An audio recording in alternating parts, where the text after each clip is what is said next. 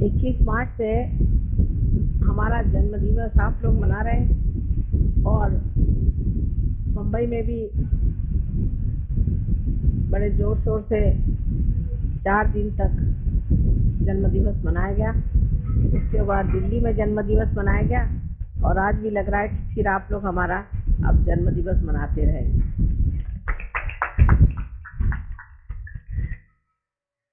इस कदर सुंदर सजाया हुआ है इस मंडप को फूलों से और विविध रंगों से। सारी शोभा इतनी बढ़ाई हुई है कि शब्द रुक जाते हैं कलाकारों को देख करके। उन्होंने किस तरह से अपने हृदय से यह इतनी प्रतिभावान चीज बनाई कि थोड़ी समय।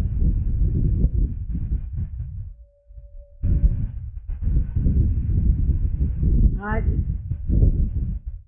विशेष स्वरूप ऐसा है कि अधिकतर इन दिनों में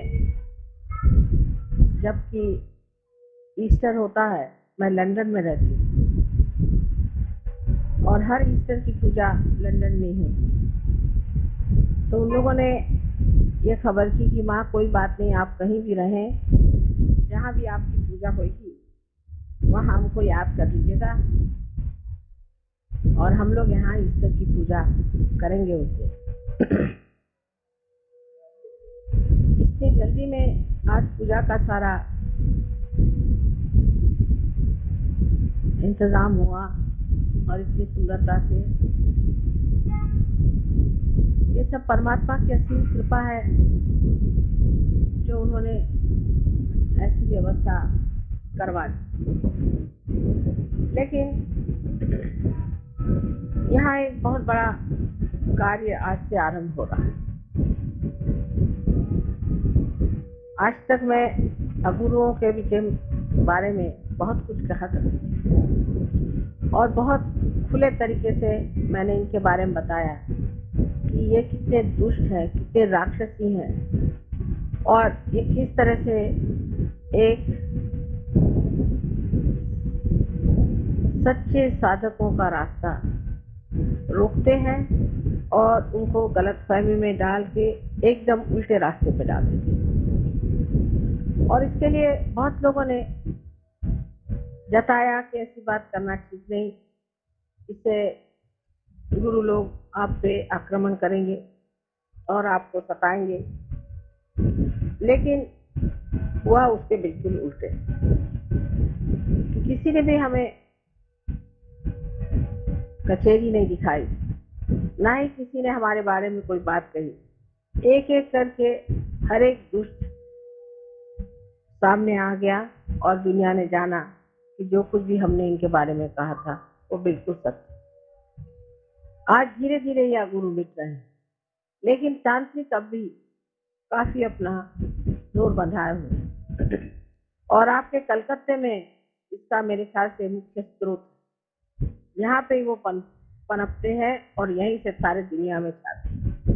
आज ही जिन साहब से मुलाकात हुई उनसे इतने तांत्रिकों पर बातचीत हुई, उन्होंने बताया कौन कौन उनके आश्रय में आए और कौन कौन महात्मा बन गए।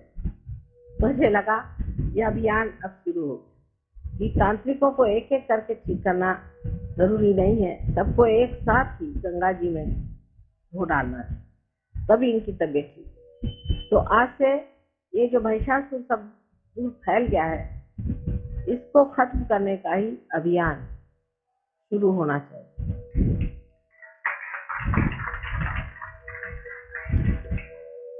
ये एक बड़ी भारी आत्मिक क्रांति है जिससे सारे संसार का कल्याण हुआ।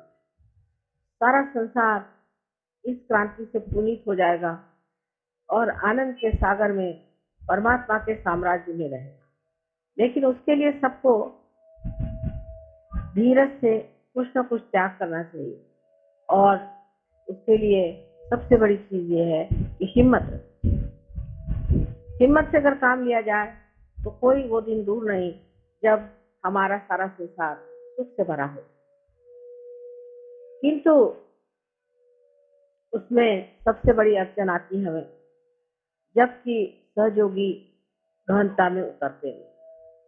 सहयोगियों को चाहिए कि वो बहुत गहन उतरे। हर सहयोगी के लिए ये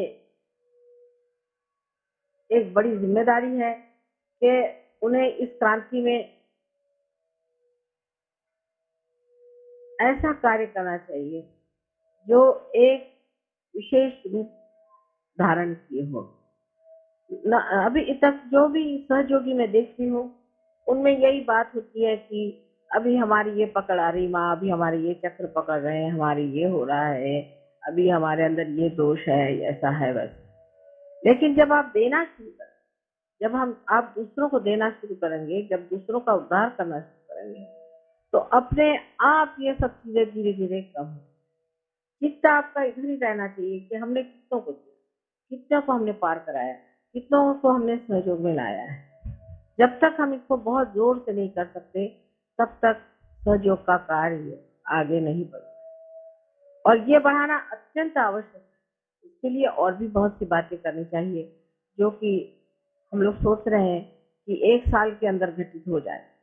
उसमें से एक बात ऐसी सोच रहे हैं कि एक इस तरह का कोई आश्रम बना ले जहाँ पर कि सहयोगी अलग अलग जगह से आके रहेंगे और उनको सहयोग के मार्ग की पूर्णतः उनको परिचित किया जाएगा।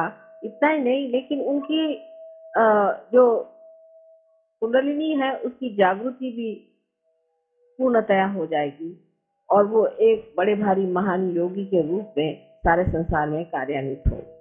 इसकी व्यवस्था सोच रहे हैं और मेरे विचार से साल भर के अंदर कोई ना कोई ऐसी चीज बन जाएगी जहाँ पर आप लोग कम से कम 1 महीना आके रह सकते हैं और वहां रह करके आप इस सहयोग में पारंगत हो जाए और एक निष्णात प्रवीण सहयोगी बन के सारे संसार में आप कार्य कर सकते हैं। पर सबसे बड़ी बात यह है कि जो हमारे अंदर एक तरह का अपने प्रति एक अविश्वास सा है, जो डिफिडेंस है, उससे हमें बाज आना चाहिए। हम आपसे बताते हैं, यहाँ जो डॉक्टर वॉरेन है, ये जब सहयोग में आए थे तो हमारे पास ज्यादा एक 8 दिन तक रहे। उसमें भी लड़ते झगड़ते ही रहे पूरी समय। उनके पहले समझ ही नहीं आ रहा था किस तरह से अपने को ठीक करें। बहरहाल जो भी हो, उसके बाद जब वो ठीक हो गए तब वो वापस ऑस्ट्रेलिया चले गए और ऑस्ट्रेलिया जाने के बाद उन्होंने इतने लोगों को पार कर दिया, इतने लोगों को ठिकाने लगा दिया कि मुझे बड़ा आश्चर्य हुआ कि जिन्होंने गणपति भी क्या उसे जाना नहीं था, जिन्होंने किसी भी देवता के बारे में जाना नहीं था, जिन्होंने कुंडलिनी के बारे में कुछ जाना नहीं था, वो 8 दिन के अंदर इतने बढ़िया होकर के और सारे ऑस्ट्रेलिया पर छा गए। तो ये सोचना कि हम इसको नहीं कर सकते हैं या कैसे करें, इसमें ये उलझन है, लोग क्या समझेंगे, इस तरह की अगर आपने विचारधारा रखी तो सहयोग बढ़े। परमात्मा आपके साथ में है, शक्ति आपके साथ में है, आप स्वयं योगी हैं और सब योगियों पे ये जिम्मेदारी है कि इस कार्य को पूरी करें। जब तक आप संगठित रूप से नहीं रहेंगे तब तक ये कार्य नहीं हो।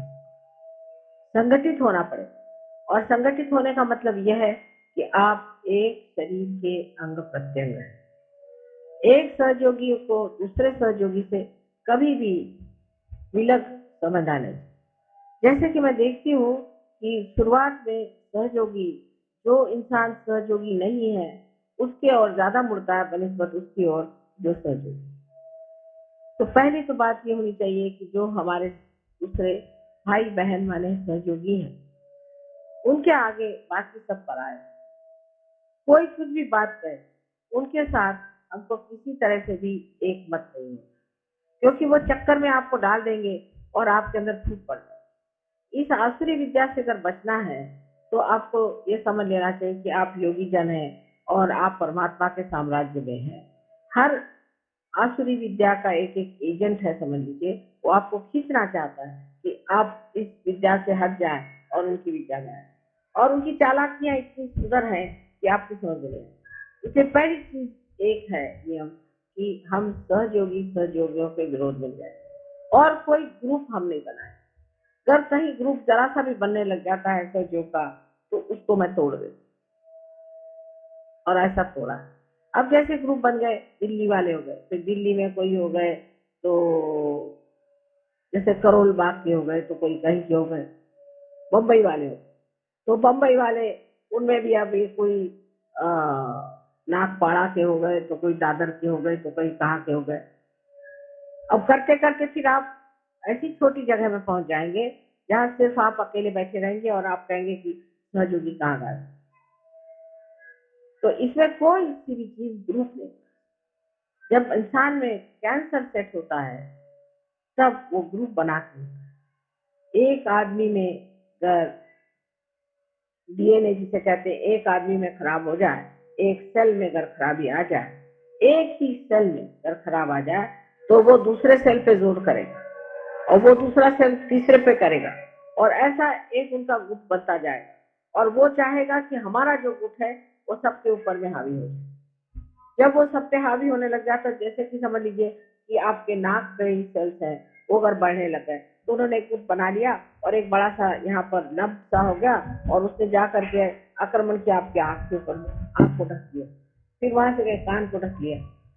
इस तरह से कैंसर जो होता है वो अपनी अपेक्षा दूसरों को नीचे समझता है, और एक ग्रुप बना करके उनको, जो दूसरे लोग हैं जो कि सहयोगी हैं, उनको दबाता है। ऐसी बीमारी सहयोग में अगर फैल जाए तो उसका ठिकाना मैं खूब लगा, चाहे मैं कहीं भी रहूं, चाहे मैं लंदन में रहूं, चाहे मैं अमेरिका में रहूं, चाहे कहीं रहूं, उसका ठिकाना अपने आप हो। इसलिए किसी को भी कोई ग्रुप बाजी नहीं करनी, किसी को भी ये नहीं सोचना चाहिए कि हम एक ग्रुप के हैं। अगर 10 आदमी एक साथ रहते हैं और बार बार एक ही साथ 10 आदमी रहते हैं, तो समझ लेना चाहिए कि ग्रुप बन रहा है। सहयोगियों को कभी भी एक साथ 10 आदमी हर समय नहीं रहना। जब आज इनके साथ बैठे तो कल उनके साथ, कल उनके साथ तो उनके साथ। जैसे कि हमारे अंदर जो रक्त के छोटे छोटे पेशियां हैं जिनको हम सेल्स कहते हैं, वो अगर समझ लीजिए एक जगह बैठ गए और 10 सेल ने सोचा कि हम यहीं बैठ जाए, तो उस आदमी की मृत्यु हो जाए, सहयोग की मृत्यु हो जाए। इसलिए हम 10 आदमी एक साथ, क्योंकि हम एक ग्रुप के हैं, ये एक ग्रुप के हैं, वो एक ग्रुप के हैं। रक्ताभिसरण जिसे कहते हैं कि ब्लड का जो सर्कुलेशन है वो हमारे अंदर ऐसे खुलेआम से होना चाहिए। तो कोई सा भी ग्रुप नहीं बनना।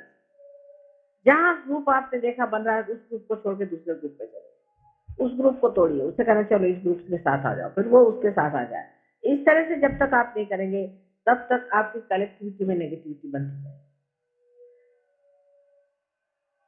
जैसे कि मैं कहती हूँ कि आपने अगर मथन करके और मक्खन निकाल, मक्खन के कण चारों तरफ है, उसमें एक बड़ा सा मक्खन का ढेला डालना पड़ता है, फिर उसके आसपास सारे जो है कण उसको मिलते जाते हैं। पर 4 5 6 कण मिलकर के अलग से अगर बैठ जाए, तो जिसने मथा है वो कहता है जाने दीजिए, बेकार, ये तो मक्खन बेकार ही है, छोड़ दीजिए, जो बड़ा है उसको। तो सबको मिल मिल करके एक बड़ा सा मक्खन का जैसा स्वरूप है, इसी तरह से आपको भी एक बड़ा सा ग्रुप बनना चाहिए। करते करते फिर एक बड़े सागर में विलीन हो जाए। तो एक बूंद को अगर आपको सागर में विलीन करना है, तो आप 4 5 बूंद बना के सिर्फ बबूले बनाइए। जो भी इस तरह से कार्य करता है बबूला बना लेता है, और वो बबूले आप जानते हैं कि 2 मिनट के लिए आते हैं और नष्ट हो जाते हैं, अपने आप प्रकृति से ही होते हैं, उसको कोई करने की जरूरत है। इसलिए कोई सा भी ग्रुप आपको बनाना नहीं, सबके साथ एक जैसा मिलना जुलना, सबको एक साथ जाना, सबसे एक साथ प्रेम रखना, और सबको एक साथ समझने की कोशिश करना। एक दूसरों को किसी भी तरह से आपको क्रिटिसाइज कभी नहीं करना। आप आपस में भाई बहन नहीं हैं, लेकिन आप मेरे शरीर के अंग प्रत्यंग हैं। अगर समझ लीजिए मेरी एक उंगली ने दूसरी उंगली को क्रिटिसाइज कर दिया, तो क्या फायदा होगा? इससे तो नुकसान ही होने वाला है। इसलिए ठीक यही है कि मनुष्य को, क्या हो गया, बैठ कर जाइए।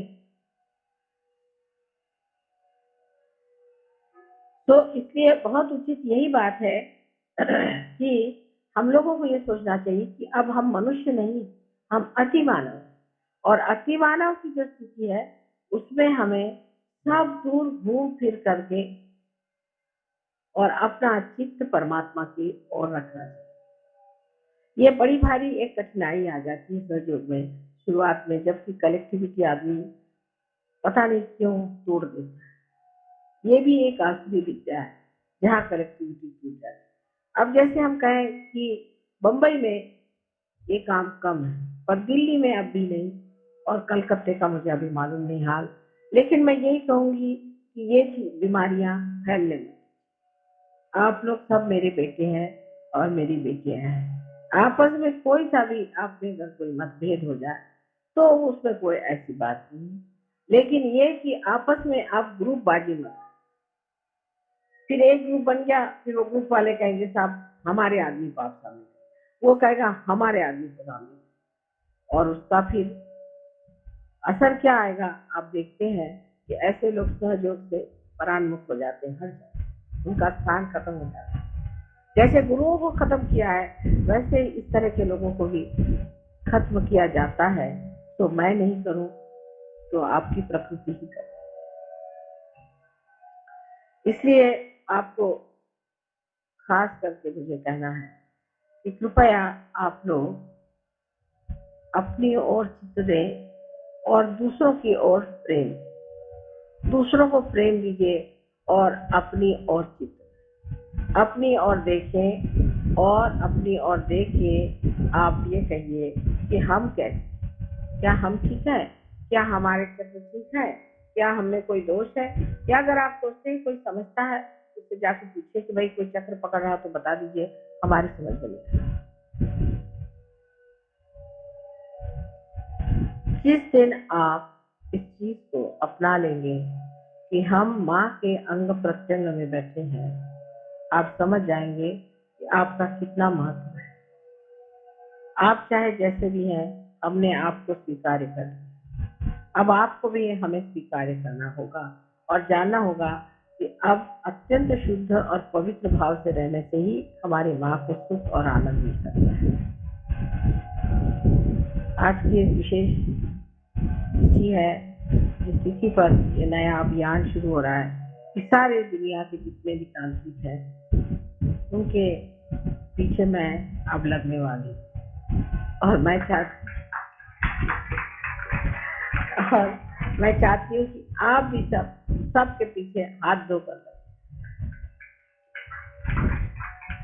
और जहाँ भी कोई तांत्रिक दिखाई दे तो उसके पास जाने वाले लोगों के लिए कुछ आप चाहें तो उसके लिए हैंडबिल्स वगैरह छपा के वहां भेज दीजिए कि ये आप तांत्रिक है और तांत्रिक से भागते हैं।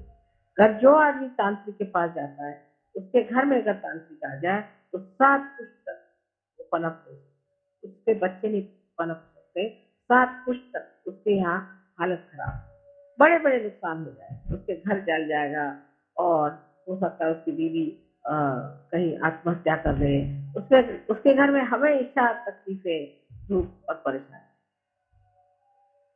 इसलिए ये जो अभियान है इसका आज का दिन ही ऐसा है कि इसे सब लोग मजाक में फ्री फूल का दिन कहते हैं। तो इनको बेवकूफ बना बना के ही पटका जाए, इनको बेवकूफ बना के और पटका जाएगा, क्योंकि ये अपने को बहुत अक्लमंद समझते हैं। तो इनकी जो बेवकूफियां हैं उनको, उनका पूर्णतया उद्घाटन करना आप लोगों का कार्य। आप सबके